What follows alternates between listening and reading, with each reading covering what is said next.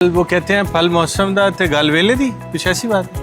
हमने फलाने की खातिर में कमी छोड़ दी। हम इसीलिए रखते हैं ना, मेहमान आए तो उसके आगे दस्तरखान भर दो। हमने खत देखा हुआ है, फिर हमने रेडियो देखा, फिर हमने टीवी देखा, ब्लैक एंड व्हाइट देखा, कलर देखा, फिर हमने इंटरनेट देखा, फिर हमने चैटिंग देखी, फिर हमने सोशल मीडिया देखा, अब हम AI देख रहे हैं। इनका आप कह रहे थे कि लोगों ने छतों के ऊपर पूरी अपनी फसलें बनाई हुई हैं, उससे घर की जो किचन की जरूरियात है पूरी हो सकती है। बड़े गाड़े क्यों लेते हैं आप लोग भाई? गाड़ी नहीं गाड़ा। तेरी मेरी कहानी है, एक प्यार का नगमा है।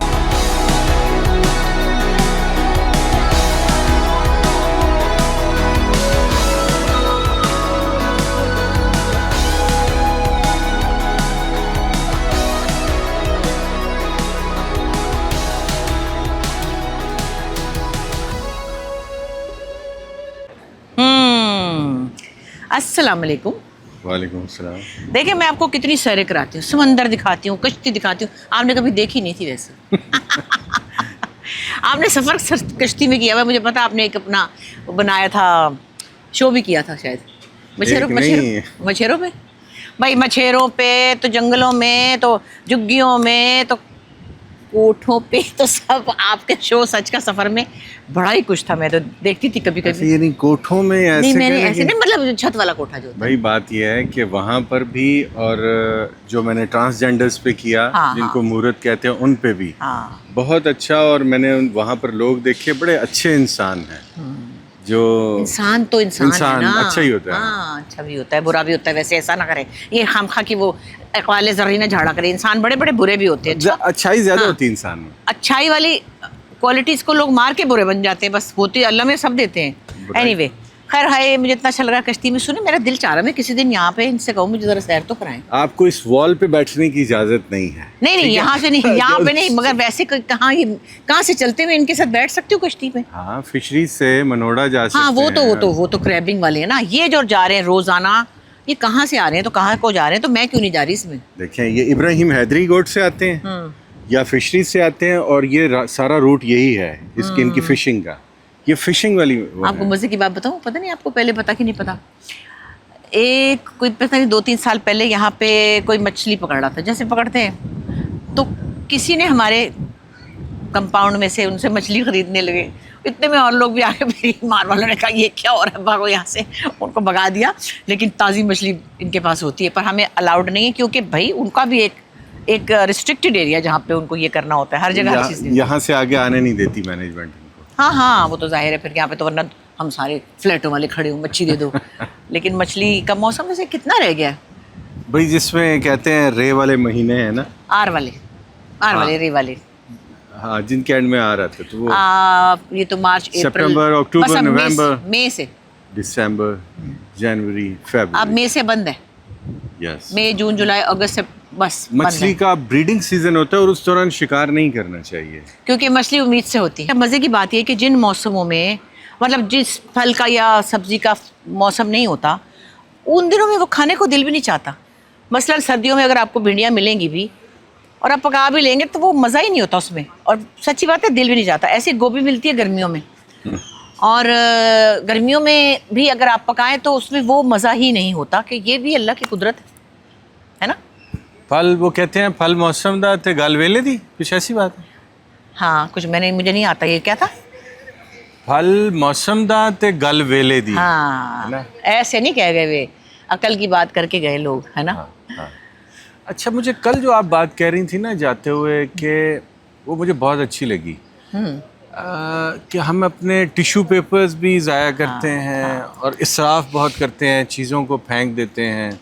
स्पेशली शादी पे जो खाना है ना, वो बहुत ज़ाया होता है। और चीज़ों को ज़ाया करने का जो कॉन्सेप्ट है और इसराफ का, इसके ऊपर हमें सोचना चाहिए। जो बात वक्त ये है कि ये तो हमेशा से है कि हमारे मज़हब में भी है कि चीज़ें ज़ाया ना हो, और फिर आपके पैसे का नुकसान। मैं क्या कहती हूँ, इंसान हो या चीज़ें हो या खाना हो या पहनना हो, उनको आप कंज्यूम करें, वेस्ट ना करें।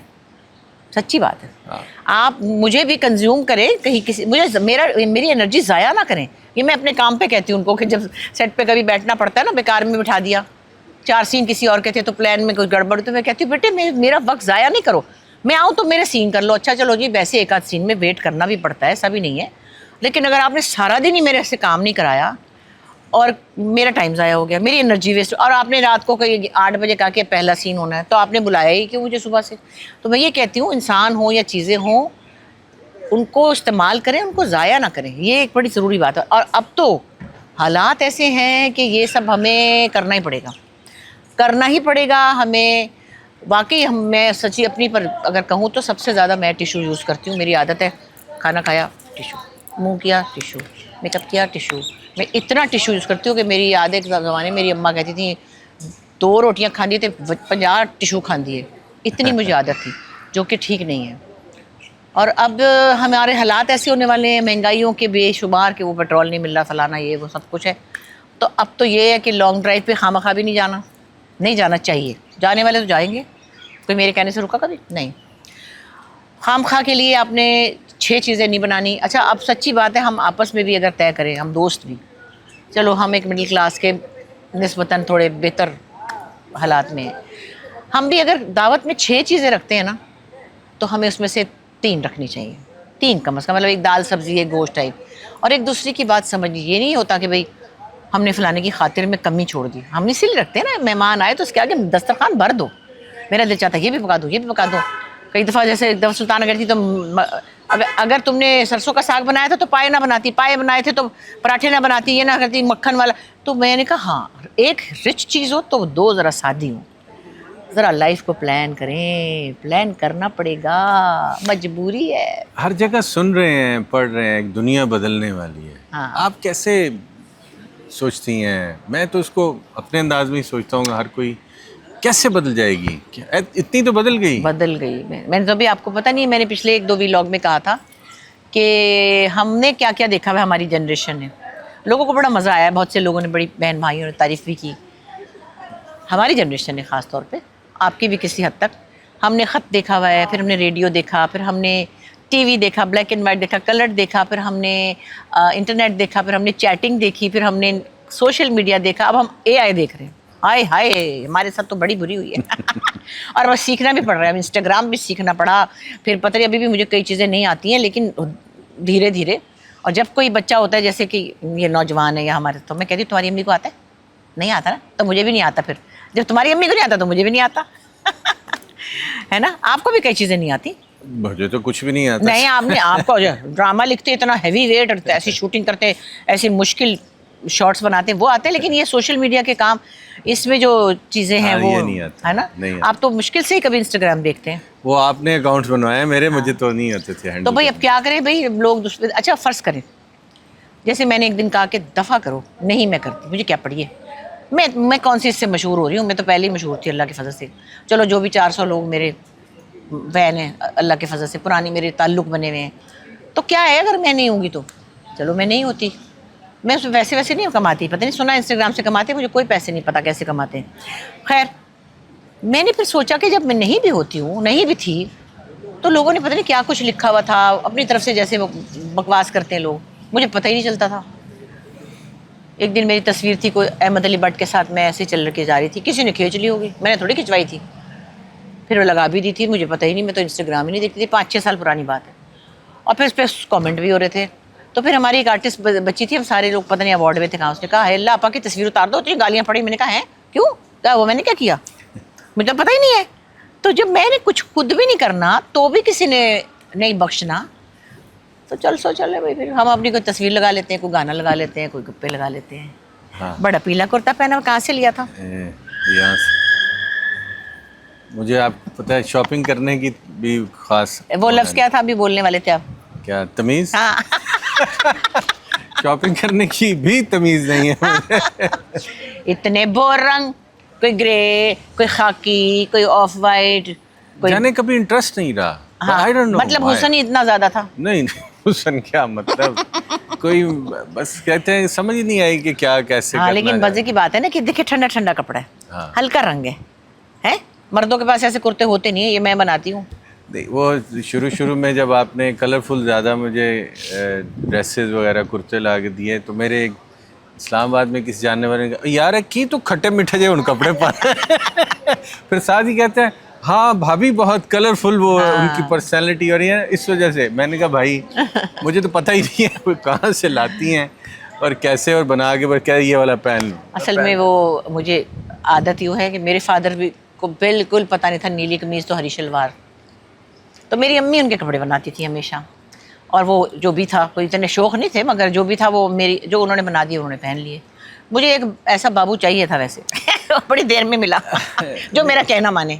नहीं कहना मेरा तो मैं आपको बताते ही हूँ कि अक्सर मेरा तो मून एग्जॉल्ट है, मेरा तो और सीन है। लेकिन वैसे बीवी का और शौहर का एक दूसरे का कहना मानना ही चाहिए, एक दूसरे को रिजेक्ट नहीं करना चाहिए, अप्रूव करना चाहिए। जो आप अक्सर कहती हैं कि अप्रूवल इज़ वेरी इंपॉर्टेंट, मैं ये समझता हूँ कि एक दूसरे की अगर मान के ज़िंदगी में चले तो इंसान पुरसुकून रहता है। हाँ जी, मगर जो रहना चाहे, जिसकी फितरत में सुकून से रहना नहीं है वो बेचारा क्या करे, वो बेचैन रहता है, वो फिर उसको आदत होती है, वो दूसरों को भी बेचैन रखता है, अपने आप को भी रखता है, फिर अपनी फैमिली को भी रखता है, वो उसकी मजबूरी, उसकी फितरत है। ये बैड लक है। हाँ बस वो फिर है तो है, आप उसको बदल नहीं सकते, चाहे आप जान दे दें, मर जाए फिर भी अगला नहीं बदलता जिसने नहीं बदलना होता। एनीवे, अच्छा आपने जो पिछले दिनों इंस्टाग्राम पे गाना गाया है, बड़े हिट जा रहे हैं आप। यार मैं तो माइक टेस्ट कर रहा था, इतने दिन बाद आपका माइक चेक कर रहा था। मेरा माइक पता वो नहीं था, चार्ज नहीं था, तो उसके वो चार्जर की तार इतनी सी थी, तो वहाँ लगा के तो ट्राई करे थे, तो गाना गाने लगे, तो मैंने वीडियो डाल दी। अब किसी ने ये भी कहा कि ऊपर क्यों चढ़े हुए हैं, इसलिए कि वो उसकी इतनी सी केबल तार है उसकी, और वो माइक मेरा था नहीं चार्ज हुआ हुआ, तो लेकिन अच्छा लगता है कभी कभी गाना गाना चाहिए। मुझे कहाँ आता है गाना? नहीं ऐसे आप बुरे नहीं, लोगों ने तो कहा है भाई बड़ा अच्छा गाया। बस यही देखें ना, मैं जो कहता हूँ लोगों की अच्छाई है, उन्होंने कह दिया है, वरना मुझे कहाँ आता है नहीं गाना। ठीक है, शुक्र है, बेसुरे होते तो मैं कहती थी रहने दीजिए, फिर कुछ और बात करती मैं आपसे।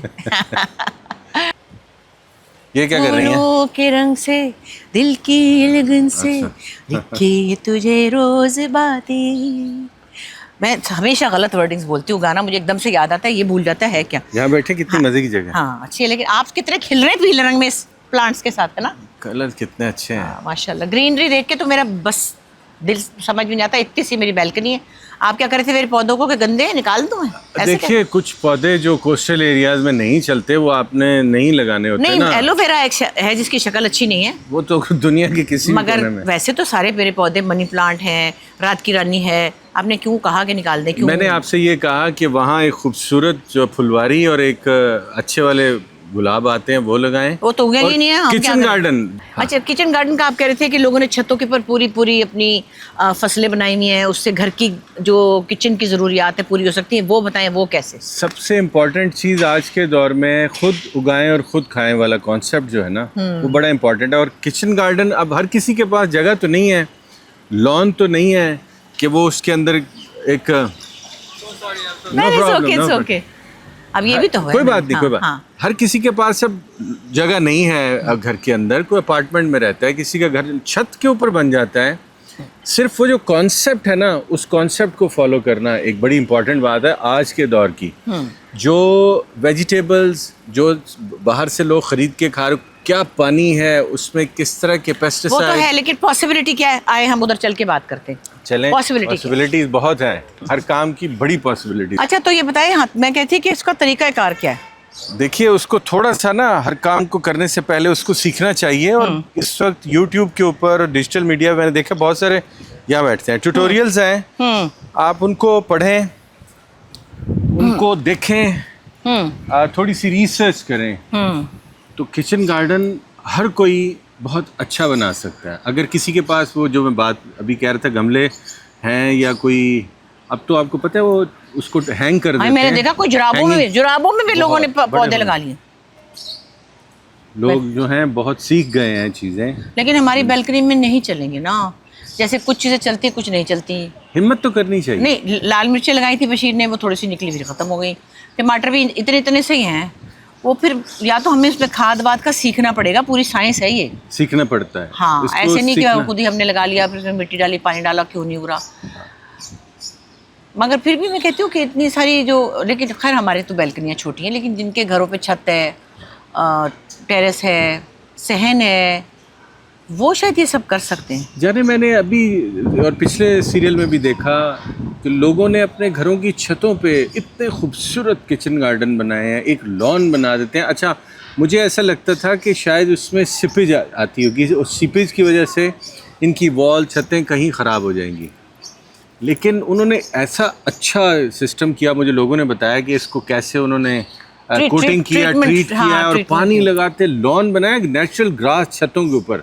7 मरले का 10 मरले का भी घर है, वो इतनी बड़ी छत होती है, उसमें उन्होंने क्या क्या नहीं किया। हाँ बस ये तो है, वो हम जो है ना बस, मगर सच्ची बात है बहुत सीरियस स्टेज आ गई है अब ये कि महंगाई की वजह से।